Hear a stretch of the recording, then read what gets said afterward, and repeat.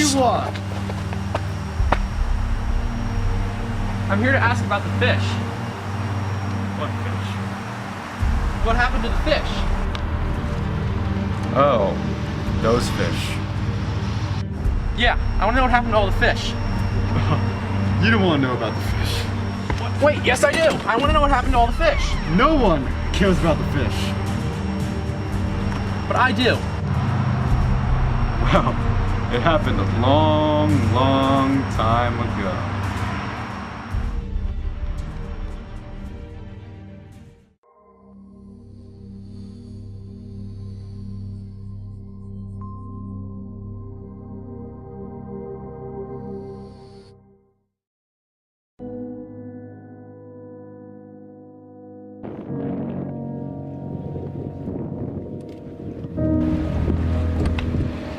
Stop! What are you doing? Huh? What are you? I'm Fish O'Hearn, protector of the seas. Brother to Paul O'Hearn, protector of the birds. What are you doing here? I'm doing my job, protecting the fish from people like you. What are you doing here? I'm fishing. Why does it matter? It matters because there's already too much fishing going on. What do you mean? What I mean is that millions of fish are already caught each day. Soon they're all gonna be gone because of people like you. Ever since people discovered fish living in the sea, they viewed it as their duty to wage war against a plethora of aquatic species. Originally, this was sustainable in the beginning when technology allowed each fisherman to capture a handful of fish at a time. This type of harvesting was sustainable and allowed the fish populations to remain rather unchanged.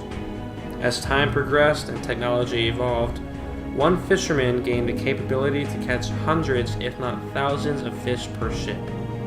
This rapid increase made the harvesting of fish too great for the ecosystems to handle. An example of such overfishing is the collapse of the Atlantic Northwest cod fishery in 1992. There, the northern cod biomass fell to 1% of its earlier levels. This was the first instance of fishing causing fish populations to drop to levels in which it was very unlikely to ever recover from. The causes of this collapse were technological challenges, ecological uncertainty, socioeconomic value, and changes in government regulation. The technological changes included trawlers equipped with radar and sonar systems that enabled fishermen and crews to pursue fish. These new technologies negatively impacted the northern cod population in two ways. First, the new technology allowed fishermen to catch more cod until the surviving population was not able to replenish the numbers lost each year. Secondly, the trawlers had bycatches of fish that had no economic value, but were very important for the local ecology of the area. There was ecological uncertainty because the scientists had a difficult time of agreeing on the stability of the population in the fishery. This uncertainty made the Newfoundland government's job more difficult, so they erred on the optimistic possibility that the cod fishery was still plentiful. In addition to the economic value of the cod, they also served as a social symbol. Because the cod served as a social symbol, many of the fishermen whose families had a legacy in the field viewed the fishing of the cod as somewhat of a birthright. The government saw the problems the North Atlantic cod were facing, so they ordered the fishermen to stop. Unfortunately, the fishermen ignored the government's order to stop fishing the cod. The government also played a major part in the decline of the cod in 1986. As local fishermen started to complain about smaller catches, the response was a regulation that forbid non-local fishermen to fish within 6 kilometers of the shore.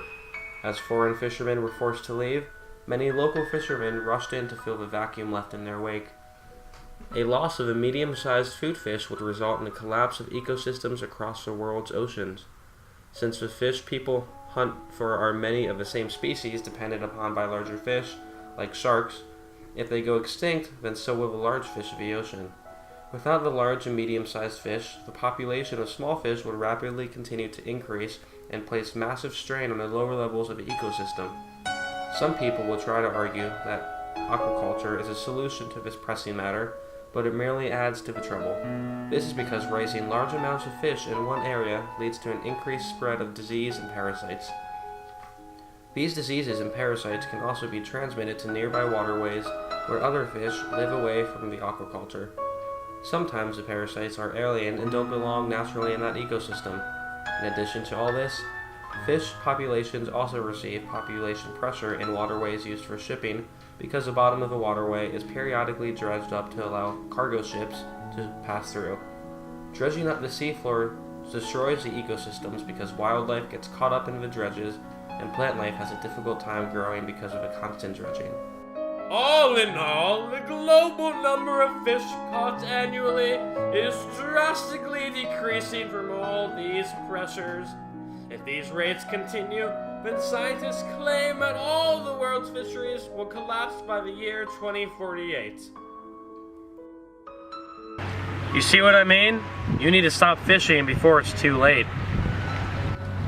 So? Fine! I warned you!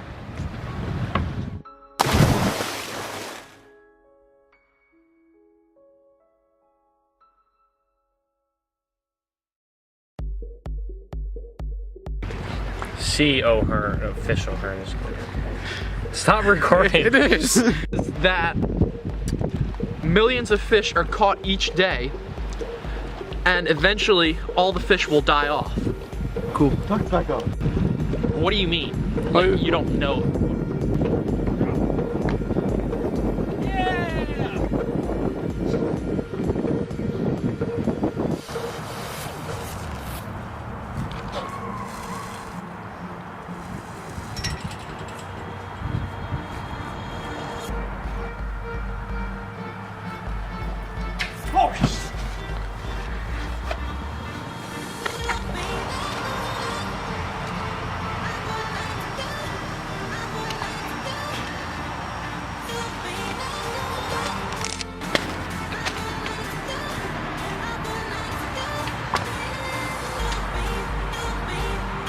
I don't want anything soon.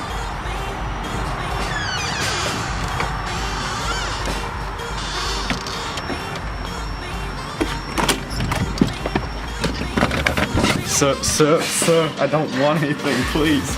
No way! No way! Please! Get on the ground! Get on the ground!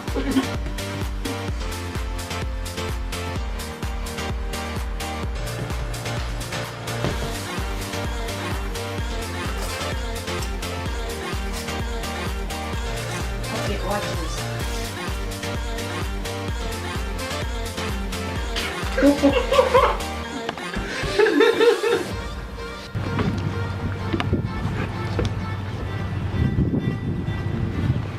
Hey, Conrad.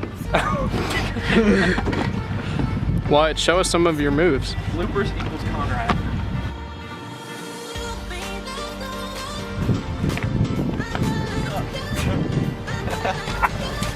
Alright, can I just get a meal with mine? Sweet tea. So 2 double Filet-O-Fish meals. Yeah. Old Bay double. 1 Old Bay Filet-O-Fish. 20 nuggets. 1 McDouble and 20 nuggets. Say that again. Hands up, do you want a drink? No. If you say that again, his level will record it. So we're getting 2 Old Bay double Filet-O-Fish meals with 1 Old Bay Filet-O-Fish, McDouble with no pickle, 20 McNuggets, and... Hello, can I help you? Yes. Could I get 2 Old Bay double Filet-O-Fish meals, mediums? So you want 2 Old Bay double fish fillet meals. Yes. Alright. What drinks you guys want? Medium? Sweet tea. Yeah, medium. And could one be a Coke, one be a sweet tea? And now? Fish living in the sea.